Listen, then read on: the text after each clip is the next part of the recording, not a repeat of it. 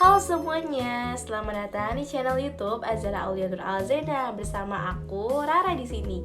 Di sini aku akan membagikan tips and trick dan juga penyemangat nih untuk teman-teman yang lagi bingung gimana sih caranya untuk meningkatkan skill komunikasi selama kuliah, semasa kuliah. Nah, di sini aku akan membawakan sebuah topik yang menarik, yaitu kunci sukses komunikasi dalam mendapatkan pengalaman berharga melalui organisasi kemahasiswaan.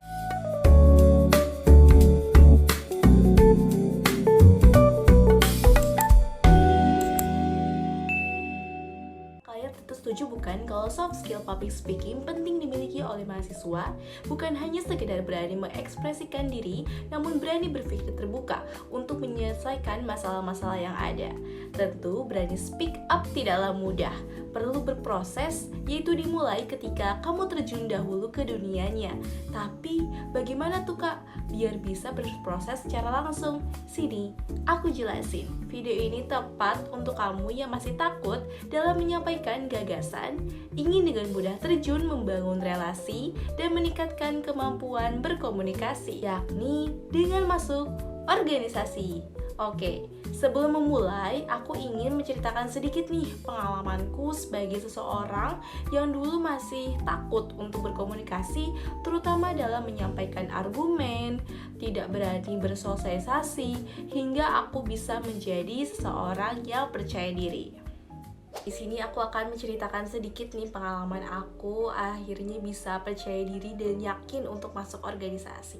Jadi awalnya itu adalah pada saat pembukaan pendaftaran magang di Badan Eksekutif Mahasiswa Sekolah Vokasi IPB University. Nah, waktu itu aku mencoba mendaftar karena aku FOMO dari teman-teman aku yang ikut daftar juga.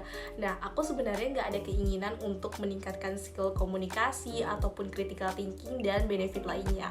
Nah, tapi ketika saya terbawa ikut sama teman-teman untuk join organisasi atau magang itu, nah saya nih mempunyai kayak, wah kapan lagi nih aku bisa mendaftar sebagai magang BEM dan bisa mengikuti rangkaian kegiatannya dan juga mendapatkan benefit yang tentu sangat berguna banget bagi aku. Nah, ketika aku daftar dan aku mendaftar sesuai dengan pengalaman yang aku punya gitu dari SMA. Nah, pas aku daftar, alhamdulillah tuh sudah masuk ke tahap wawancara. Nah, pas di tahap wawancara ini, jujur aku adalah seorang introvert, teman-teman. Dan aku juga gak punya bakat untuk bisa merangkai kata-kata ataupun juga gak bisa meyakinkan orang-orang pada saat itu. Tapi karena aku ingin sekali untuk bisa mengikuti magang di BEM, akhirnya pas di wawancara itu aku menekatkan diri aku untuk ayo Ra, kamu pasti bisa, ayo tekanin, ayo keluarkan semua skill komunikasi yang kamu miliki Ra. Oke. Ketika wawancara tiba, ditanya-tanya tuh terkait dengan apa sih yang kamu ketahui tentang BEM, apa yang kamu ketahui juga, gimana perjalanan kamu untuk bisa sampai di sini dan lain-lain sebagainya, kelebihan dan kekurangan kamu. Ketika aku wawancara dan aku punya background sebagai anak komunikasi, jadi gak mau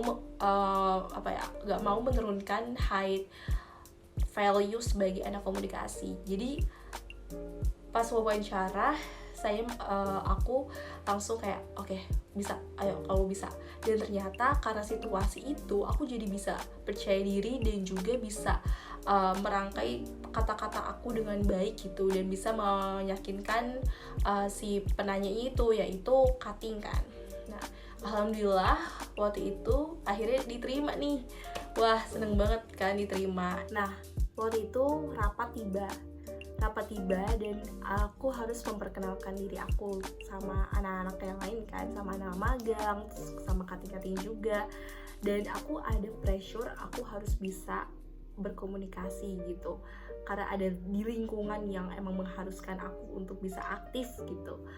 Dan ternyata memang organisasi dan juga lingkungan itu sangat berpengaruh banget sama diri kita gitu loh. Jadi kayak kita bisa terpengaruh sama lingkungan yang kita yang kita hadapi. Dan ketika itu alhamdulillah juga saya diamanahkan sama Kating juga sebagai badan pengurus harian gitu di demisioner, dan kita tuh sering banget ngadain yang namanya rapat. Nah, rapat ini mau nggak mau kan harus bisa mengeluarkan skill komunikasi kita untuk menjelaskan progres dan juga menyelesaikan sebuah masalah gitu yang kita hadapi bersama-sama. Dan pada saat itu emang sangat challenging banget sama diri aku untuk bisa memimpin sebuah rapat pada saat itu, dan juga harus bisa berorganisir semuanya untuk bisa menyatu dan tidak ada miskomunikasi di antara divisi yang lain. Dan dari pressure lingkungan itu tuh yang membuat aku semakin belajar bahwa komunikasi atau skill komunikasi itu tuh penting banget, harus dikuasai oleh mahasiswa.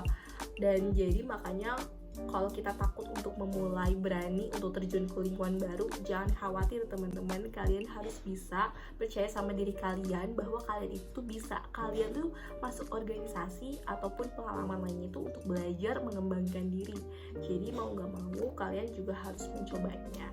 Dan ada satu hal nih yang waktu itu aku ingin berbicara di depan banyak orang gitu, untuk bukan memimpin rapat ya teman-teman, tapi untuk bisa menyampaikan gagasan aku dan juga untuk mengeluarkan ide aku. Di situ aku mencoba untuk aku punya empati untuk membantu teman-teman. Jadi makanya aku di situ langsung bisa mengeluarkan sebuah ide-ide aku. Walaupun memang awalnya idenya itu tuh kayak cuman singkat banget teman, tidak terstruktur dengan jelas susunan katanya, tapi karena rapat ini terus menerus sering banget dilakukan dan aku juga sering ketemu dengan teman-teman, mau nggak mau tuh aku harus menjadi harus membantu dengan orang-orang gitu loh. Dan semakin berprogres dari rapat ketemu dengan teman satu organisasi ya, satu BEM ini, skill komunikasi aku jadi beda banget.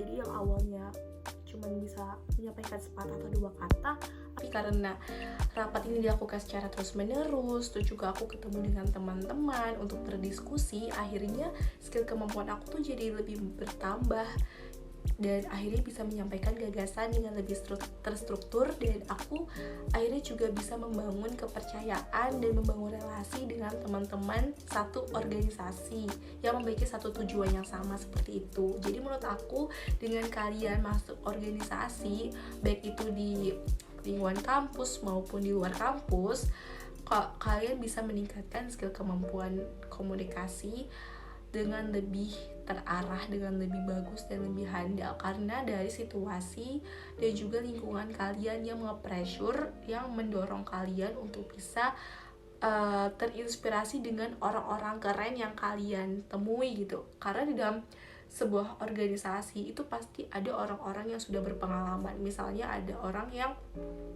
jago banget nih pernah menjadi ketua OSIS, ada juga yang pernah menjadi ketua pelaksana ini, pernah di bidang humas, ataupun pernah ikut lomba-lomba dan ketemu orang-orang hebat yang akhirnya kita tuh jadi termotivasi untuk seperti mereka.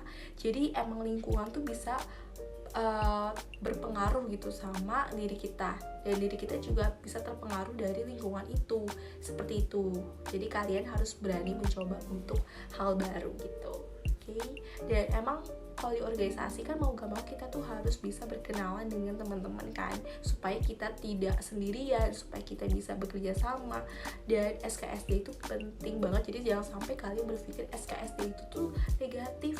Tidak, SKSD itu penting karena dengan kalian memulai SKSD berkenalan, membangun komunikasi terlebih dahulu, berkenalan dari kamu jadi jurusan apa, ini kalian jadi punya kesamaan, ada titik temu kayak gitu.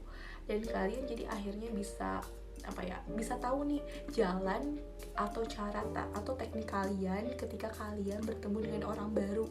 Apa yang harus kalian lakukan, apa yang harus kalian ucapkan, itu kalian bisa belajar dari situ. Alasan mengapa dengan mengikuti organisasi kemahasiswaan akan meningkatkan keterampilan public speaking, Yang pertama, kamu dituntut untuk bisa speak up.